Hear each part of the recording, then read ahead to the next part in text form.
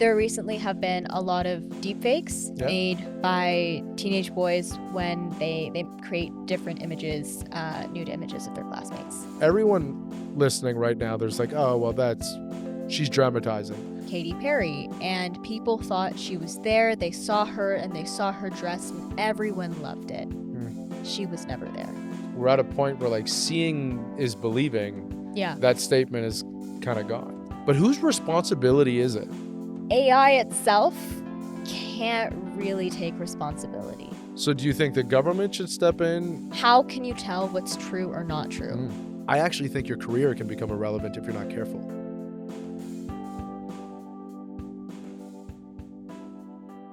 Okay, so my son's pretty lucky. I'm in AI, so obviously I'm bringing that in. You pretty lucky. Your dad's in AI, bringing it into your life. So how do you see this playing out? The kids are learning more about AI. Some of the parents are learning about it because businesses are forcing employees, quite frankly, to use AI. Yeah. So whether they want to or not. But they also kind of fear it might take their job. So I sort of understand the layers that exist there. Yeah. But how do you think parents and kids should have like healthy conversations around AI? Like how does that happen? Well, okay, I think two things. Okay. For your business point, I think the cost of not using AI for businesses now isn't just inefficiency, it's irrelevance. Ooh. And for parents and kids, when trying to talk about AI, I think, sometimes some parents come on with the perspective of safeguarding their child's data, because that's probably one of the most important things to them. Sure. And making sure that the content that they're seeing isn't harmful for them and trying to regulate that. And I feel like because it feels like AI is so out of their control, or they can't control it for their children, that they have this uncertainty or they don't know what to do, and that scares them. Got it. Okay. And really, it's having that transparency with your child, and it's the ability to teach them how to use it. Because if you don't, they'll go and use it anyway. Right. And they could potentially misuse it, or they could come across something, It's really interesting when we talk about there recently have been a lot of deepfakes made by teenage boys when they create different images, nude images of their classmates, and they release it. So, okay, let's slow that down. Deepfakes. Yeah. What is that? So a deepfake is basically, well, to put it simply, it's creating an image generated by AI and you're posing it as something that is true or real, but it's not. So in context example is the Met Gala. That one was a really interesting one, where there were different artists like Katy Perry, and people thought she was there. They saw her and they saw her dress and everyone loved it. She was never there. So what you're kind of saying is we're at a point where like seeing is believing. Yeah. That statement is kind of gone. Yeah. And I think one of the most important things that actually should be in the education system is how to spot misinformation, because that's something now with AI and now with deepfakes. How can you tell what's true or not true? And that's one of the biggest things, because you see a lot of people who go on like Instagram or TikTok, and they can see a whole bunch of people making different claims about different topics. Sure. How do you know that's true? Where is their source? And well, how do you know the account's real? Yeah. Like there's so many layers. Yeah. But I want to bring us back to the parents. So what you're saying is don't ignore it with the kids, which I obviously wholeheartedly appreciate and agree with. But like, what are some use cases? So my son was small, we did stories, but let's say you have a young person like you. What can a parent and young person do in your opinion? Like what's a use case? What's a, like, I don't know anything about AI. I want to talk to my son about it. Yeah. I want to do something with them. What do I do?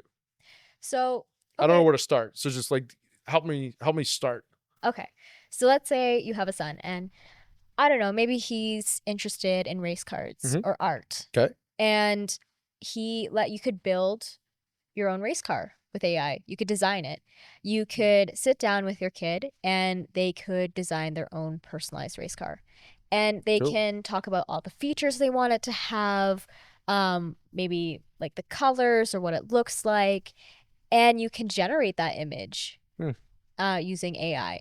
And actually one thing I found that's really interesting that some teachers use in schools. Now, it's important to safeguard data, but Yeah. they ask the kids, what do you want to be when you grow up? Mm-hmm. And they take the image of the kid and they use image generation to show what that kid will look like when they're older and in that job. Oh, cool. So they're actually able to visualize who they could be. That's so cool. Well, I'll tell you, I'll give some other things. So like other examples, you can play I Spy with it, which is kind of funny. So I did this with my son. I took a picture of his room. Yeah. And then we played I Spy, and I said to ChatGPT, let's play I Spy. It picks something it sees in the image. Yeah. And then we have to guess. Yeah. Like you can literally have it play games with you. Yeah. You can have it design race cars, to your point. You could have it meal prep. Hey, what do we want to eat this week? Yes. Right? Like, hey, you like this, I like that, whatever. How do we do that? Yeah. Like whatever you can start as the most mundane thing as you want, or as in like, what should we have for dinner? And here's a picture of my fridge. What should we make as a family? Yeah. All the way to, thermal engineering, if you want to get to that. Do you use Pinterest? My wife does. Okay. I don't. I don't know why, but I have a literal limit as to how many things I can use. But no, why? What do you ask? So, okay, let's say because a year back I wanted to redecorate my room. And, you go through that phase where you kind of want to throw everything out. You want to start new again. And your likes change and you want to bring your vision to life. And you can go on Pinterest. You can get a lot of inspiration and see what you like. What's your vibe? Now, trying to bring that to life is a completely different matter because you realize not everything is as the same as when you look in the picture, and it's not going to turn out the same in real life. So using your space, you could take a picture of it, and let's say you're a young person who wants to redecorate your room, and your parents want to help you figure out how do you want to do that, right? Because they also need to know, like, what do we need to get now. Sure. And you can use it to take a picture of your room. Yeah. Say upload the images, let's say from Pinterest, okay, that you want it to look like, and it can generate an image of everything in your room with that specific style. And now you can have a better idea of how those things will look in your space. Oh, wow. So one of the things I find with shopping is that you can find a lot of cool individual pieces. They may not go. They may not go together cohesively. Yeah. And sometimes you can't really see that until after you buy it, which is unfortunate. So to save you money, you can see and have a visual example of how it would look in your space. And you can ask, like safeguard your data, but like I live close to here. Where's the nearest paint shop? Where can I get this? What's reviewed well? Because it's able to look at all the information and then give you a breakdown. Well, it's kind of like you could say, I want to remodel my daughter's room for $150 and help us do that. So now I'm on a budget, but I want to let her creativity go. Yeah. And it will actually help you design the budget and design items that can meet the budget. Yeah. That still meet the vision of the child, right? Yeah. That's a really cool use case. So you keep saying safeguarding data and ethical uses. So let's dive into that, because I'm curious what your takes are. Obviously, buyer beware has been a thing forever, right? Yeah. We have to not put our social insurance numbers on our foreheads when we walk around, right? We get that. But when it comes down to the ethical guidelines, you have some open source things that are happening. You have some private companies that are building these AIs, which are large language models. But whose responsibility is it to kind of manage that, to deal with the ethics of that, in your opinion? I've got some opinions, but I want to hear yours first. I think it's a very interesting question, because I don't really think there's a right answer here. Okay. And I find we're at a stage right now where AI itself can't really take responsibility. True. And so we look to the creators and the people who make it, because right now, when we talk about guardrails or safeguarding data, it's up to them to do that right now. The responsibility is on them. So when we talk about who's liable, and especially, that gets really important in legal context. Sure. That it's up to them right now. Will that always be the case? Maybe not. So do you think the government should step in? Like, what are your thoughts on that? I want to hear your thoughts first, and then I'll get back to that question. So I'm a big free market individual. And I think that markets will regulate themselves and government should largely stay out of it. And so I think that you have countries, because if you believe that the government's going to take care of everything, then all governments need to be equal in the world. They're not. And so in my opinion, there's the responsibility actually lies with the companies that not necessarily make the model, but that deploy it to a certain use case. That's where I think it makes sense. And this is going to be a really polarizing. It's no different than gun manufacturers. If you have a manufacturer who makes the gun and then somebody goes hunting legally and uses it, well, it goes to a shooting range, doesn't hurt anybody, nothing happens. And then you have other people that use it for very bad things. Who's liable? Because the end user, in my opinion, who decided to do the bad thing is 100% liable. But the fact that it just existed is not the responsibility of the gun maker. And I think that maybe an extreme example, but it's a clear one of you can make models and models can do bad things if you make them do bad things. But it's not the creator's job to make sure that all of the people don't use it poorly, because that will stifle innovation. Because like AI is a paradox, because you don't actually know what it can do unless you ask the right questions. So by definition, no human actually knows what it can do. Like there was a really cool example that an AI taught itself how to speak a different language. It was never shown any of that information. And to this day, folks don't know how that happened. Think about that, right? So how do you put the liability squarely on the makers when like this has the potential of curing cancer? Yes, it also has the potential of other really bad things, deepfakes and things like that. I think we need to get out of their way, quite frankly, and make businesses responsible for how you're deploying it and how you're doing it. That to me is the right fit, because if we don't, then you're going to end up with a school system that's not going to let you use it, and then extracurriculars that are letting you use it. So, you know, North America is doing one thing, Asia is doing something else, and very quickly they're going to compete like on a world stage. And I think that the one that stifled innovation is going to lose. So you're curious what your thoughts are on that, though. So there's like two parts to this. The one where the creators and how they use it, and then the people who create it in terms of what features they made that it can do. Okay. I do agree with that. That there are both parties involved. Now I have a question for you. Oh. How do you incorporate AI ethics into your company? Oh, that's a good one. All right. So I'll give you an example. So we'll talk about maybe Ask Ellen as this one, because I think it's a good one from like a ethical standpoint. So met a lady, Ellen Winters Robinson, who had gone through a breast cancer journey and had written a book. And it was completely fluke. We were not, Gambit didn't exist. We were not a company. A plan wasn't to start a company. ChatGPT had come out in November. I met her in February and she said, wrote this book. And if you get to know me at all, you'll understand that I ask weird questions. And I said, well, cool that you wrote a book. Why did you write it? And she said, well, I wanted to be a girlfriend's companion. I said, oh, shared lived experience. Makes sense. Isn't that what Facebook groups are for? And she explained, which again, probably wasn't the right way to ask that question, but if you get to know me, I'm pretty direct. She explained that where you are on your journey is unlikely to be where that group is. So that group can be, it's not moderated. So it can be anger echo chamber. It can be super sad. And so you might not be ready to hear what that group is talking about and really not what you need in the moment. And I remember thinking like, wait a minute, as a society, we are saying you get diagnosed with breast cancer, or frankly anything, but in this case, breast cancer, you're the most vulnerable you've ever been. And the best we're kind of saying is wear a helmet and go to Facebook. And I thought we ought to be able to do better than that. So, but it was really important to understand the root problem. The root problem was that patients wanted shared lived experience and didn't have a safe way of doing it. Right? That was the problem fundamentally. And they wanted to feel seen. Feel seen, feel heard, feel understood, but like not like in a way that they were ready to hear it. Right? So not at in their own pace. At their own pace. And Ellen would respond to as many messages as she possibly could, but being a human being, There's only so much. Yeah, exactly.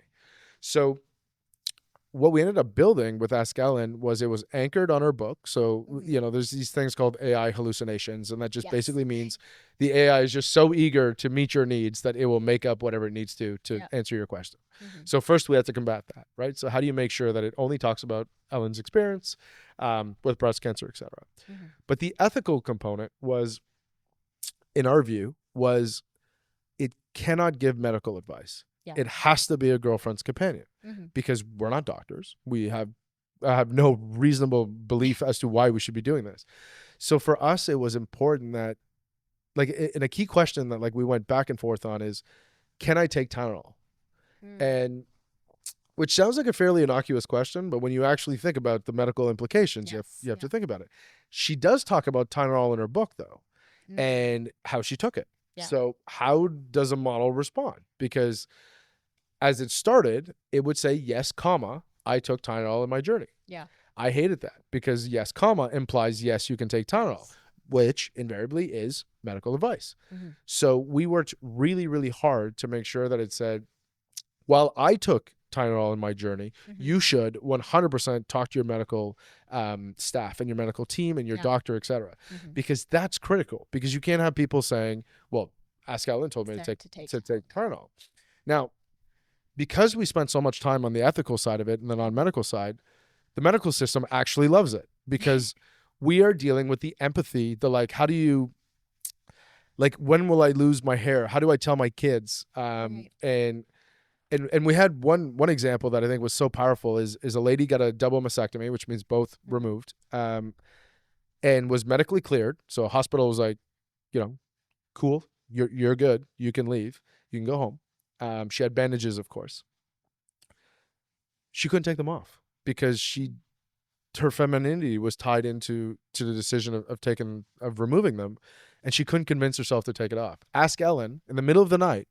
Talked her through being confident and comfortable of looking at herself in the mirror. That's what we're talking about here. It's a scale point that no one has ever understood. And the failure of imagination runs high because it's hard to even conceptualize. Yeah. Ask Ellen, one story from Cambridge, Ontario, has been used in 50 countries in 40 languages. So being French Canadian, translations that are backwards drive me insane. So we did a lot of work on getting the language right. But it's used in Saudi Arabia, where women don't often get the opportunity to actually speak to male doctors directly because they need to speak to their partner, to their husband, who then speaks to it. It's being used there. We spent no money on marketing. We are helping folks all over the world by just feeling supported and feeling like they have a voice and a partner and someone who gets them. And being there, I don't think there's anyone else who could be there with you in that moment when you're taking your bandages off. No. Yeah. It's and we've never not had usage between the local hours of 2 a.m. and 6 a.m., which like any patient will tell you is the witching hours.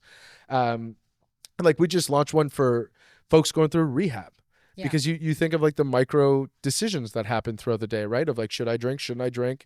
You get close. And so now we've integrated that into texting. So now you can text this AI and it'll help you and it's going to walk you through it. It's not treatment, to be clear. So it's like a companion. It's a companion. Yeah. Exactly. It can guide you to treatment if that's what you need, of course. Right. Yeah. But it's not trying to replace things that have long-standing, like ethical, like a treatment center. We're not going to try to cure your addiction through this chat tool. That wasn't the goal. The goal is support. And I think when we think about whose role is it ethically, is let's figure out what we're trying to do and how we're trying to solve, and then do it in a way that actually makes sense. Because ChatGPT could, in theory, start giving you medical advice if you wanted to. I'm not a big fan of that, to be clear. Yeah. But like, if we didn't guardrail that, it would, because the user asked, therefore AI will basically do. And I think that's where, when we look at that, I tried to break Ask Ellen endlessly to make it do bad things, because what were the first red flags that you were seeing that really freaked you out when you first tested it? So there's a very real story that I don't know if I should, the team's going to kill me for this, but so we were 2 weeks before launch, and I figured out that, because I like to break things, and I was working on it. We had what I thought were really great guardrails, and they were good. Yeah. I got it to give me a poem about a lady who had decided to have a double mastectomy and was horrified by her decision and ultimately ended her life. And it did it. And think about what we set out to build and what that was. And so when you build these things, you have to really think about what people might say. I never thought of that as a prompt ever. It's one of those things that you have to, like, it's my job as the person putting it out here to go through this, because someone's going to ask it. And I was also terrified of becoming a meme, because like we're launching something publicly. Think about that, right? Yeah. Like humans can put whatever they want in that text box, and you know enough on how prompting works. Yeah. It's going to try to meet whatever you ask. And so, but we wanted it to be able to write poems because that's actually a really beautiful thing that it can do. Yeah. So we didn't want to say no poems because that's not the right answer. So we were ultimately able to find what we call are like principles or core values of what it will adhere to, irrelevant of what the user asks. So how do you take into account every single case, or can you? So you can't. And I think that's where a lot of companies go wrong, is they try to anticipate what users will say or might say to the tool.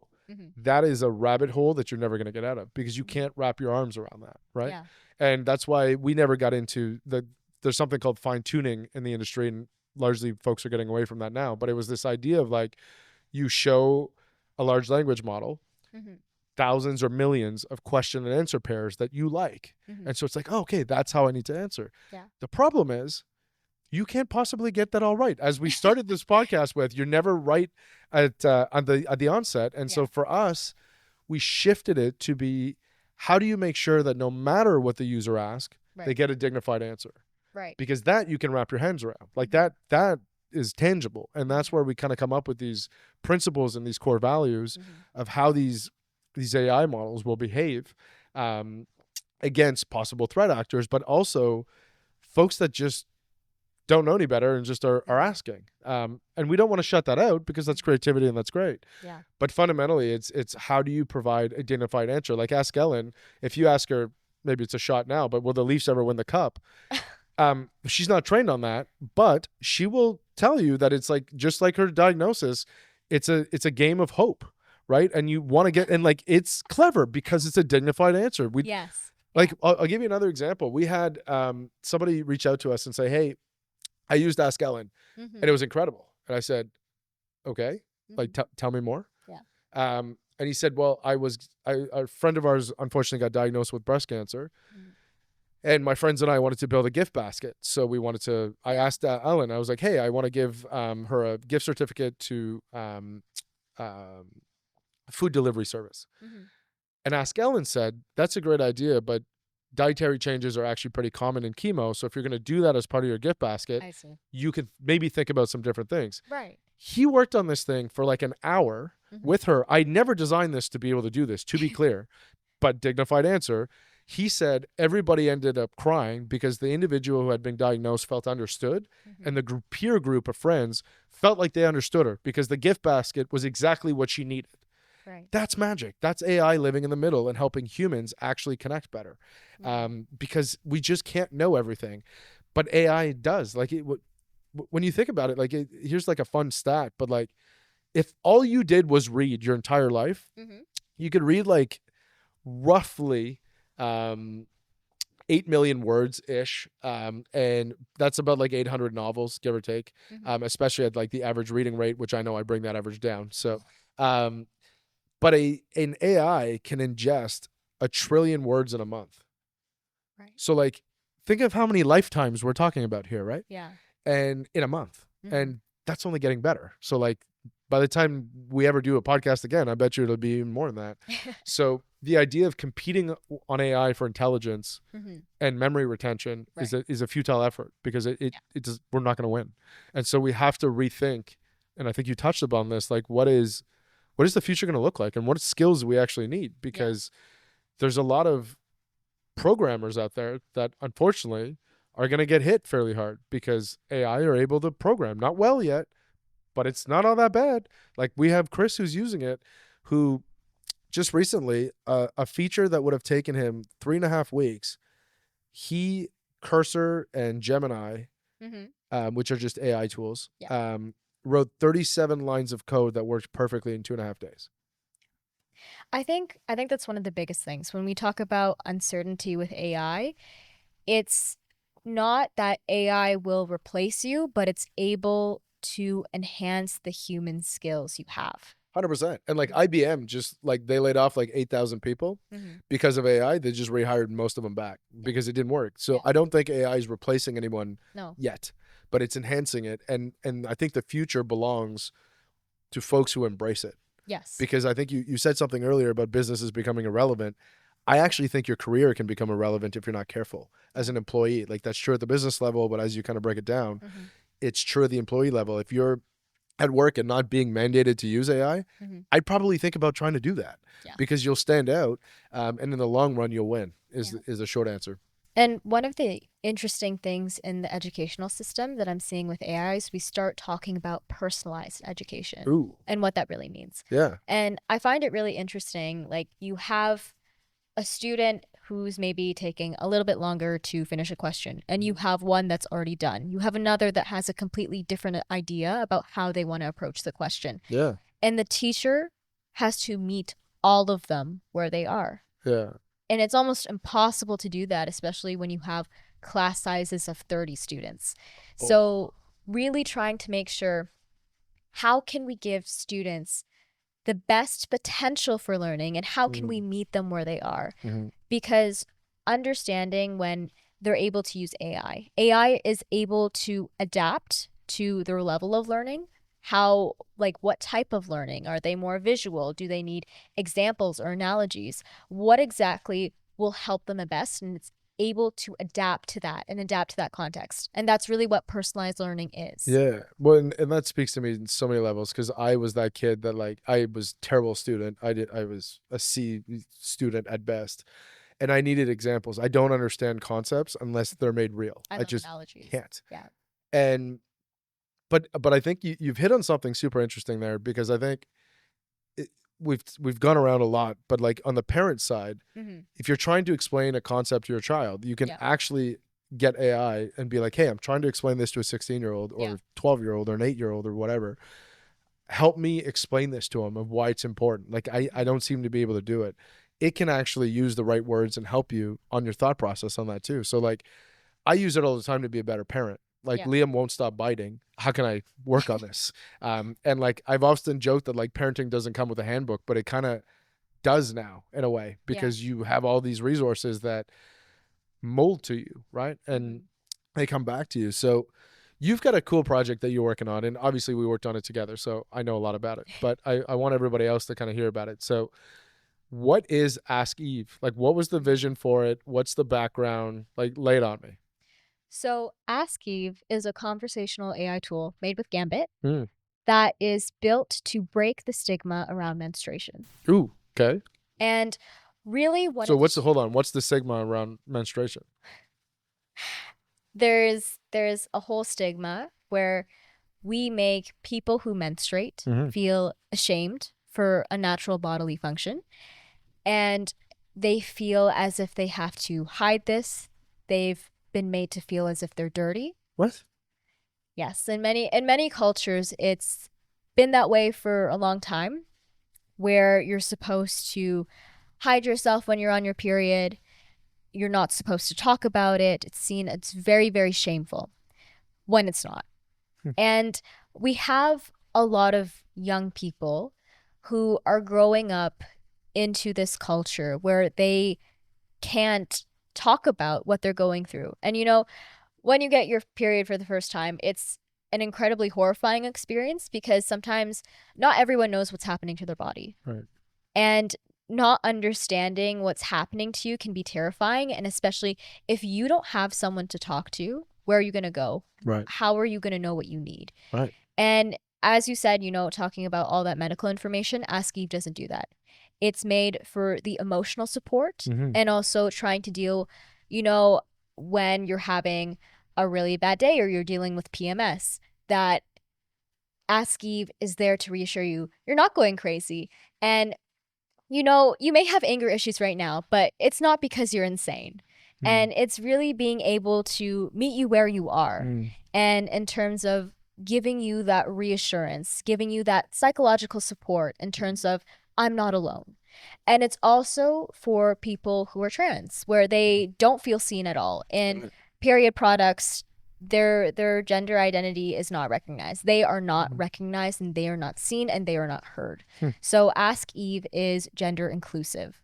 So it makes sure that everyone can use it. And it's not only for people who menstruate, but it's also for parents who want to know how to support their kid. It's Mm. for siblings or friends who want to understand, how can I be there for the person in front of me? It's also for partners. How can I be there for my loved one? How can I support them? Hmm. And it's really giving those answers. And what I've seen in school sometimes is that you have guys and teenage boys who actually want to learn more about women's issues. And I full-heartedly support that. But then sometimes you have their friends who talk them down or like, why are you interested in that? Or like, that's so dumb. And it's not. Right. Well, because I want to make sure we get this one out. So for everyone listening right now, there's like, oh, well, she's dramatizing. Give me the example of the young girl at gym, because I think that will sum up everything just kind of perfectly. All right. So this story begins with a friend of mine who was in gym class. Mhm. And she asked her gym teacher, can I go to the bathroom? And he said no.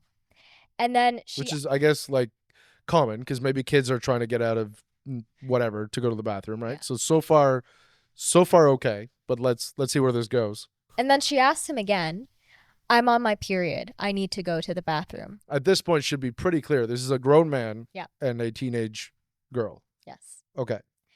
His response to her was hold it in.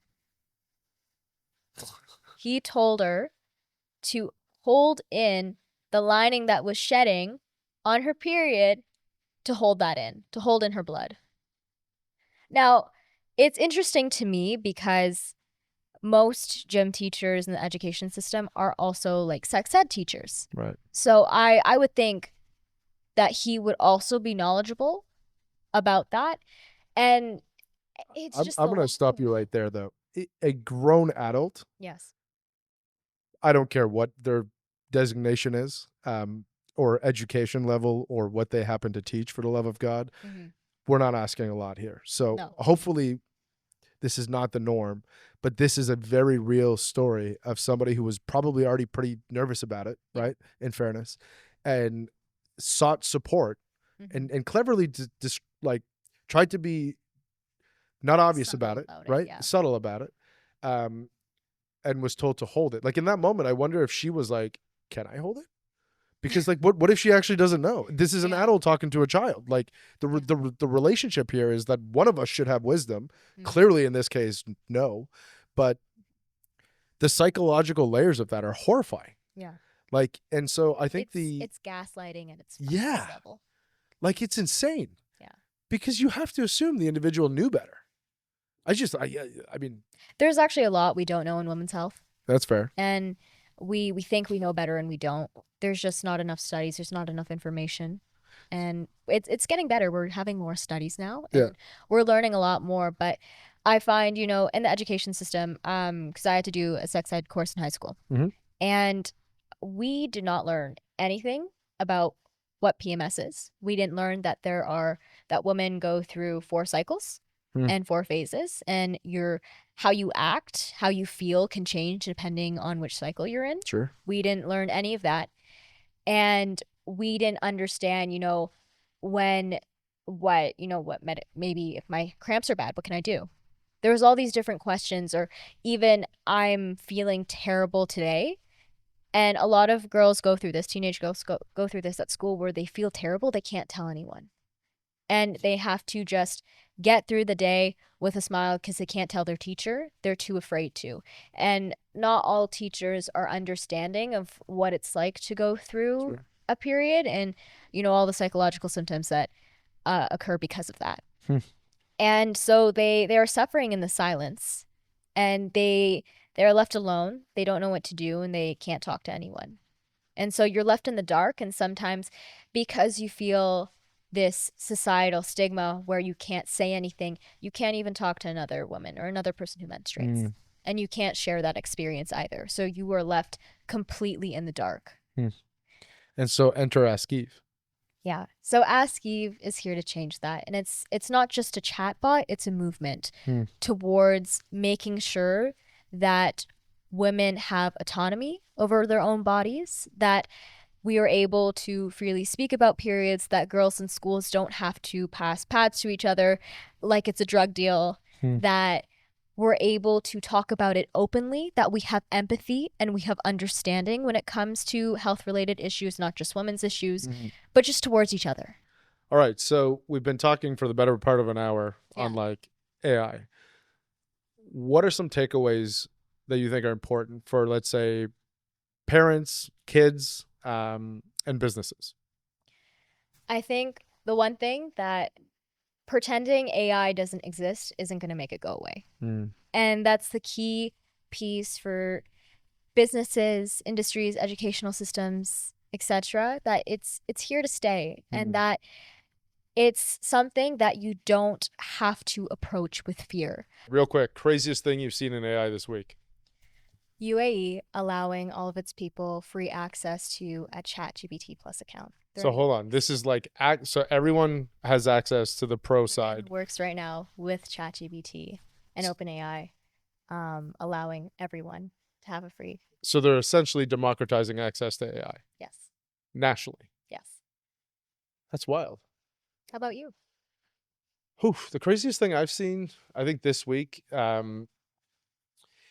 mean, we're such on like an exponential development curve, but I think the ability for the models to reason is getting really interesting. Like, I know it's auto-regressive technically, but it's some of the tools that we built, and I was just checking one, like we just launched this like multi-shot agent thing, where like it can audit your work and it can audit the questions and it can provide examples, and we can get into that. But it's like agents are actually going to become a thing, and I was the biggest naysayer of agents, that they weren't going to work.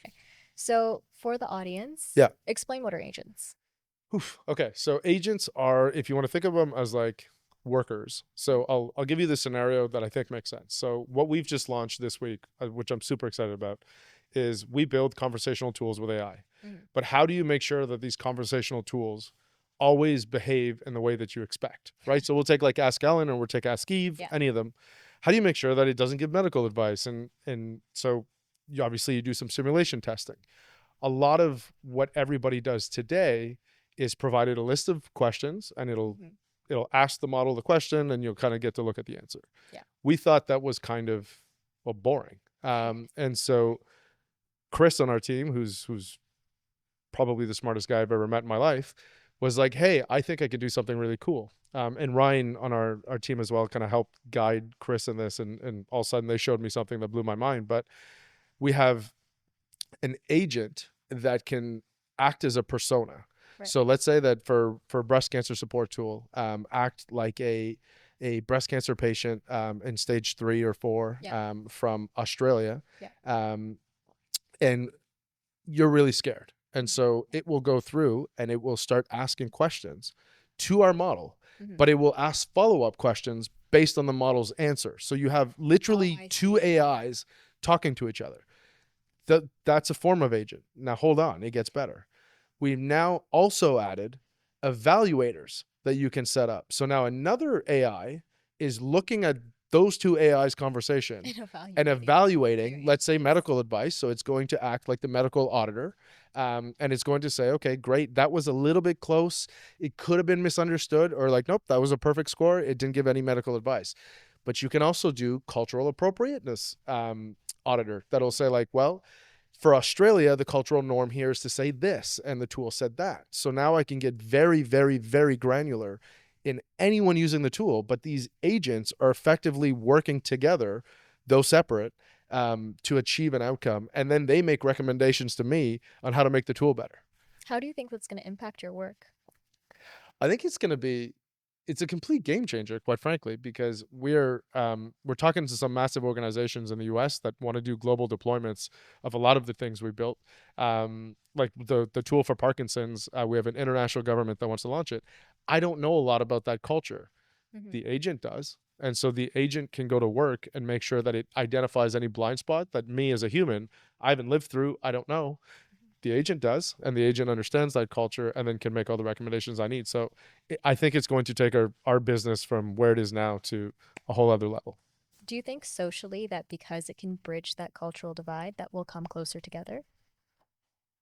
Absolutely. I think it's weird to think that a machine will make us closer. But I think it like, so small anecdote, My mother-in-law, we were in Italy, fell, and we had to call the ambulance. I used ChatGPT to explain that she had a heart condition, get it to translate to Italian so the paramedics could actually understand what was going on. Yes, I was able to explain to the paramedic she had a heart condition, etc. It took two people who didn't understand each other in a moment of crisis. That was the bridge. And I think that that can be the bridge for so many things. Like I've used it to write an email where I said, hey, this is how I want this person to think after. And I did it. And the exact response from that person was exactly what I tried to do. So the communication style kind of worked. Like, what do you see in school? Like, I mean, in business, everybody's now talking about AI and agents and all these things. But like from a school perspective, like my biggest failure is that my biggest thought is that like school systems are absolutely failing kids right now, because I would be really scared to be graduating university from a university that is saying, don't use AI, it's evil. Because they're supposed to prepare you for the future. And if they're doing that and the industry is going to expect you to understand AI and you graduate and you have no idea about it, kind of begs the question, what's the point? So as a grade 11 student, AI, what does that mean? What's happening in schools? What do you see happening? So right now there's a real polarization between students in terms of you have some that are very interested in AI. They see it as a tool that can expand their creative capacity. And then you have students who are terrified of AI, absolutely terrified, because in some of the educational settings, using AI means you can get suspended or you're not believed that your work is your own.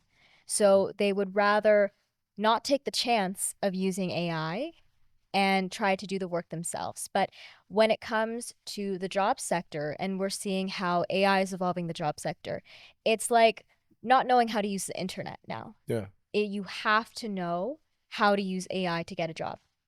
But hold on though, let's dig into that. So it's not that the students don't want to. Like some people are just afraid of AI, and I get that. But I don't think that's what you're saying. I think what you're saying is they don't want to use it out of fear of the system. Yes. So I'm not going to put words in your mouth. So I'll say things and you can tell me what's right or wrong. But the system that's supposed to prepare you for the future is scaring you about the future. Is that basically what's going on? Essentially. So, because I've read some things about like Turnitin, which was like this whole idea where like it cross-checked work to make sure that you weren't plagiarizing, and that makes sense. And being the business people that they are riding the AI wave, which makes complete sense again. But I've heard some horror stories. So I don't know if this is true, and I don't know if you've heard anything like this, but like students are getting penalized and essentially put on trial for using AI when the thing like basically says don't trust us. And I happened to read it because I couldn't believe the article was true. Like, we make mistakes all the time, we literally have no idea what we're doing. If you weren't so stupid to buy it, we wouldn't have a business. Like, that's how bad the tech is. And so please, for the love of God, don't use us as the only like layer of evidence. Is that at all true? Because like this article was scathing against them. So I'm just curious. So in Youth Tech Labs, I've actually seen a lot of students, and they've come up to me and said, I want to be believed. I don't know how. And it's really hold on. I want to be believed. I don't know how. Yeah. So that like the psychological safety. You're how old when you're in grade 11? You could be about 16. You're 16. You're still trying to figure out who you are as an identity, and you're being attacked by the system that's supposed to help build this identity with you.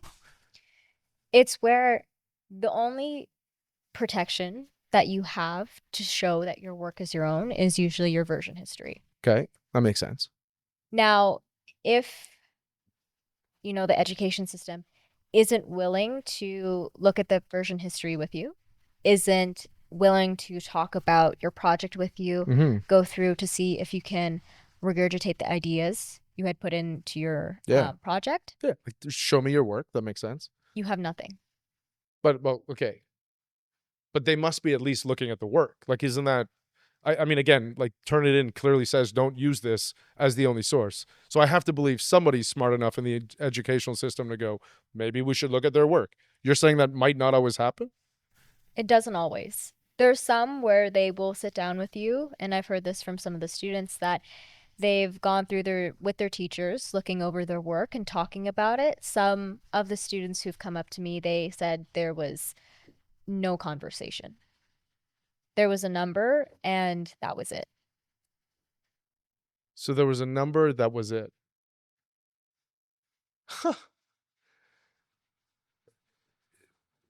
Boy, you're taught you're not just a number at this company, but I guess at those schools you definitely are just a number. That's pretty wild. So and I don't know if you've had personal experience with anything we're talking about, so no sweat, but what was the reason behind starting Youth Tech Labs then? Because I mean, I love the initiative, obviously, but like, what was your reasoning behind it? It was really for the people who were very creative in how they wanted to use AI to explore its capabilities, to try to enhance the skills they already have and try to surpass themselves in their work. Cool. And in the educational system, then it's getting better now. They didn't have a space for that. So really Youth Tech Labs was created in need for that space. And it was also to really break down the stigma that was put up against AI. So also for the students who had heard all of this information from the educational system saying, don't use it, it's bad, but never really explaining, what is AI? Yeah. Or how can I use it ethically then? Those questions weren't answered. So if you wanted those answers, you would come to Youth Tech Labs. But I think it's more than that. And let me take a stab at this. You're in high school. Mm-hmm. You spend most of your hours at school and then most of the after hours doing work for that school. So not a lot of time not thinking about school. Mm-hmm. What you actually have created is a safe place where people can actually explore and learn about AI. Like, there's the learning component. That's I've seen that. That's amazing. But it's the safety of actually being able to explore without fear of repercussion. Yeah.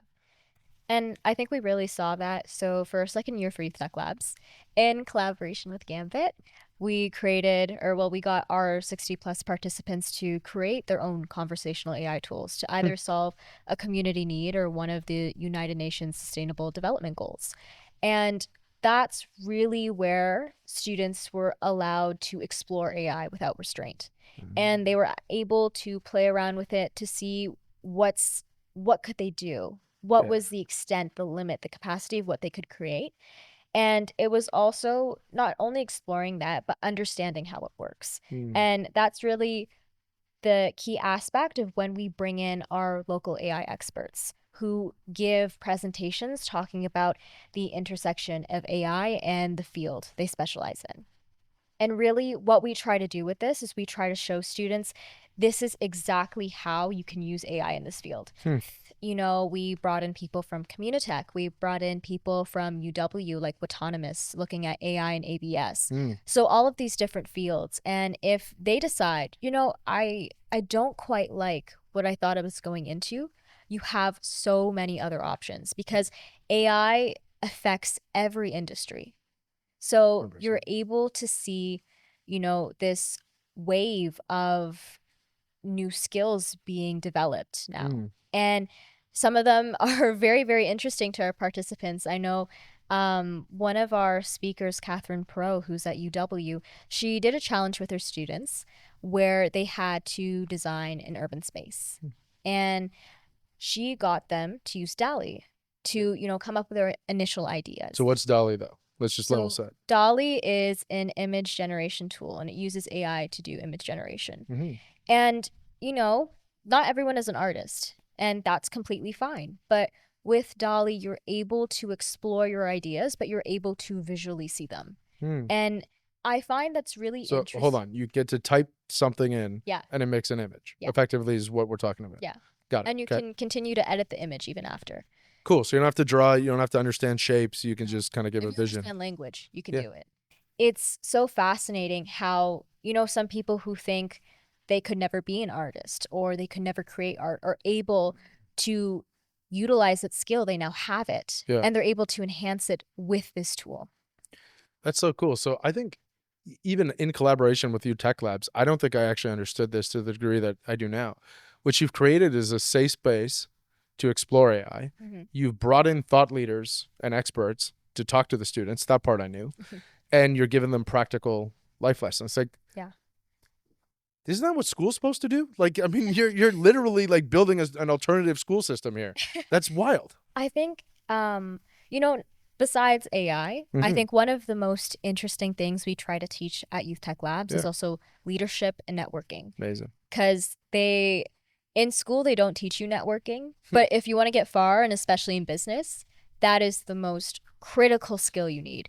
And it's also having the ability to, kind of pitch yourself. For sure. And you don't get to practice that really in school.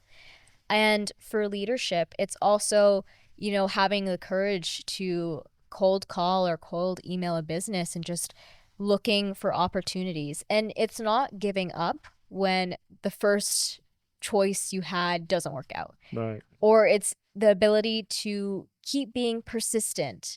It's those little things that can take you far or open doors that you didn't have before that aren't taught, that we try to teach them. And, in building Youth Tech Labs and my own journey, that's what I found is what I needed. And so I think I wanted to share that skill with everyone else, because we have such an uprise of high school students wanting to start their own businesses, and they want to go far, but they don't know how, or they don't know what resources they need. They don't know who to talk to. And there are resources out there. It's not that there aren't, but they don't know how to look, or they don't know where it is. And they're being told don't use AI. Yeah. So it's like it's just like the worst of all things, right? I want to start a business, I don't know how, but I also don't know what AI is. Which like there's never been an easier time on the planet to start a business. Doesn't mean they'll be successful, but it's at least easy. You get a Shopify store, you get AI to do most of your write-ups for your products, you're done. Like, I mean, you're $40 into it and maybe 3 hours. Now what we like to do is, you can use AI to do all these creative things, but we actually want to teach them, what does that actually mean? Like, what is AI and how do we use it? So we like to talk a lot about AI and ethics because it is a huge topic. And one of the things when I wanted to found Youth Tech Labs that I had to make sure of is that the next generation, which is me and all of the participants in Youth Tech Labs, we're going to have to carry on this tool. And just because it is so incredibly powerful, it is more important than ever to know how to use it right and use it ethically. Because if it can be used for a lot of bad. And we don't want to shy away from that aspect. We want to make sure that our students are aware of those risks, but also understand how to mitigate them. And what we talked about at one of our sessions was also algorithmic bias. And that's a huge one where it can affect, like, let's say you're using AI in healthcare law, and the data set AI is trained on is biased. Then, well, because it's made from human yes, data, right? And humans are biased. Yeah. Okay, that makes sense. So if you use it, and let's say you're trying to provide care to a patient, it could be biased against people of color or different genders. And it's really important to recognize that when using AI, you can unintentionally perpetuate these biases. And they need to understand that, because you can't just keep using AI and using it at scale without recognizing that. And I think that's what really blew us away when we worked with I can't call you kids, because you're far smarter than kids. I think that has a negative connotation. So young people. In the blueprints that we got you to go through, it was clear that the thought around the psychology thought around it was there. And so it's cool that you actually instilled that. Like, that was part of your programmatic kind of launch and plan. Because we were very surprised that folks were thinking through things that, like, there was one that wanted to build one for pet owners, and just like the level of detail that they thought through of like what the negatives were. And what you've done brilliantly is you've explained to as you said, you've explained to the young people, the first way you think about it might not be the right way, but that's okay. That's kind of part of it. Like, you're not going to get it right the first time. Nobody does. And you make it okay to think through, like, ooh, well, we can't, we can't really give veterinarian advice, like, on like what foods you should give the dog, because well, that could lead to a really bad outcome. Well, okay, well then how should we do it, and how should we position it? I think that's magic. I think you just touched on one of the most important things when we're talking about leadership in AI. It's not having the right answers. it's curiosity. Mm. And I think that's really the most important things. And when I think back to, when we're talking about incorporating AI into business and, if some businesses are slow to get there, I think it's because when success is built on what you already know, anything that threatens to destable that foundation, you don't see it as innovation, you see it as erasure. Ooh. I think you So, say that one again. That was good. so for businesses, when success is built on what you know, Yeah. when something threatens to destable that foundation, you don't see it as innovation, you see it as erasure. That's the headline for the podcast, I think, right there. Um, so what's how did you get into all this? Like, how did you, like, you know a lot about AI, you're excited about it. You're also 16. So like, how does this 16-year-old figure all this stuff out? It's a funny story, and it starts with an argument with my dad. Nice. And All right. um so my dad is a data scientist, and he's also a growth coach at Communitech, and he is heavily involved in AI. And he loves playing around with it, seeing its capabilities and what it can do. Now, when AI first came out, he wanted to show me all of the cool things he was making, and he wanted me to try it too. And he wanted me to try to use it to help me with my schoolwork. But I had to tell him, no, I can't do that. Right. Because I could be suspended or worse. Sure. So we went back and forth of him wanting me to use it, but me being in a place where I couldn't. So, I was seeing all the stuff he was creating, and he started image generation, and I thought it was incredible. And I became so curious that I thought, well, if I can't explore it in, an educational setting, I'll just try it on my own. And that's really where it started. And I kept trying these different things and trying different prompts and just seeing really what could I do with AI. So really experimenting with it creatively. And then I started realizing it's the possibilities with it.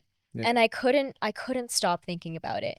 And I couldn't stop thinking about how that could affect, a future, like my future or my friend's future. And then I started hearing about AI in business, and then AI in different job sectors. And then suddenly it was everywhere, and it spread like wildfire. Sure did. And I started realizing that you can't go into the job sector without knowing how to use AI. And it's like, as I said, using the internet. So then if for any parents listening out there that might be using AI at work, I think what I'm hearing is around the dinner table, like bring it up with with your kids, right? Yeah. Talk about it, and like the good, the bad, the ugly. Yeah. But talk about it, because to your point you made earlier, you are the next generation. You're gonna have to deal with whatever it is we currently do with it or don't do with it. Yeah.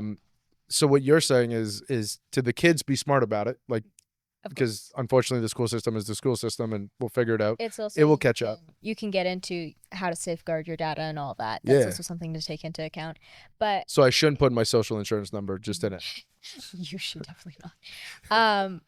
But I think it's so interesting how seeing, the younger generation, like even younger than me, how they're using AI because they grew up with it. Right. So all they know is it, and they can experiment with it creatively. I remember you telling me a story of how when you were too tired to, read your son bedtime stories because he kept asking for them, that you used ChatGPT. Yeah. And he created his own stories. Yeah, 100%. So Liam is well, he's almost 5, but it was 4 at the time when we started, maybe even 3.5.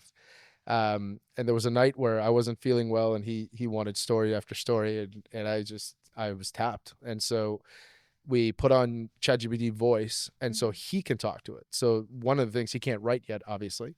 But I wanted him to be able to interact with AI. And we talked a little bit about how like machines are creating bonding moments, but he can't write, he can speak, yet can still use AI. Like pretty magic when you kind of think about that. So when I started, he would make me talk to it because he was nervous. So I would tell him the character and everything. But then pretty quickly he started saying like, I want a story about this, and I want the character that. And like, he would come up with funny names and like silly names and all kinds of things. And obviously he just did it. Mm-hmm. And then he started getting frustrated that the stories weren't long enough. So he started being able to ask it like, okay, give me longer answers. Mm-hmm. And it was magic to start. We might as well get into prompt engineering now, because I mean, at 3.5, he was doing it. He started to realize how to ask better questions. You'll get better responses. And so he would say, okay, I eventually made him a GPT that he didn't have to do some of this, but he would say like, I'm Liam, I'm 3.5. So make it a story that I understand. So it understood that don't use, technical jargon. He's 3.5. And it was kind of magic to see. So in your experience on prompt engineering, now do you want to explain prompt engineering? I can, up to you. How about you? Okay. So it sounds really scary and technical. It really isn't. It's how do you speak to an AI, and what can you ask and what can't you ask, and how you should ask about it, and how detailed you can get into it. It's obviously way more complicated than that, but for the start of it, this is where it makes sense. So how did somebody ask you, how do I get better at talking to AI? What advice do you give? Actually, we had a whole session on this in Youth Tech Labs about prompt engineering. Okay. And I gave a presentation on, looking at the different aspects that you need. You need to establish your character, and context is everything. AI can't give you the best response if you don't give it the right context. So what does that mean? Break that down for me. So context could be, talking about the person that your prompt is directed to. Like, let's say you're writing an email. You need to understand your target audience. Who are you writing to? Is it a boss? Is it a friend? Because that'll change the tone. AI needs to understand who you are. Are you writing as an employee? Are you writing to give condolences, to say congratulations? What is your goal? And then there's other specifications like, do I need to make this long or short? Do I want to send this as a professional email and use professional jargon, or do I want to send this as a very casual text? So there's all these different characteristics that make up how you interact and communicate with different people, and you do it without knowing it. Like when I'm speaking to you, I'm thinking about all of those things right now, or when you're writing an email, you do the same thing. Yeah. But AI can't exactly read your mind, or well, not yet. But so you need to give it all of that context so it's able to give you the best response. That makes sense. So it's not only how to ask the question, but how to give it the right information so they can adequately or optimally answer your question. And it's not always about asking the right questions. It's about being able to continuously adapt. Like taking your son, it's amazing how he's able to adapt his questions and the ability to have a flexible mindset in terms of what was wrong, identifying the problem, how can I make this better? And it's consistently doing that. And when we're talking about, the difference between different structures that were very rigid and by the book versus now incorporating AI, this is the basis, is being curious and having the ability to adapt. And its iteration isn't failure. No, right? That's like, you're not going to get it right on the first one, to go back to your earlier point. You'll get it right probably like on your 50th try of like editing it, going through it, and really using it as a thought partner. Not just as a tool, but as something you can bounce ideas back and forth, and you can use it to play devil's advocate. Ooh, hold on. Devil's advocate. Yes. So you can say, here's my situation, here's kind of my thing. Yeah. Play devil's advocate, how somebody else might see it. Yeah. And I think I sometimes use that because I love getting different perspectives on one topic. I absolutely hate not being able to see the full picture. And with AI, just because of how much information it can look at, it's able to give you all of those key points, and it's able to optimize the ones that are best fit for you or best fit for your prompt. And it's made me able to listen better, to understand better, and understand with deeper complexity.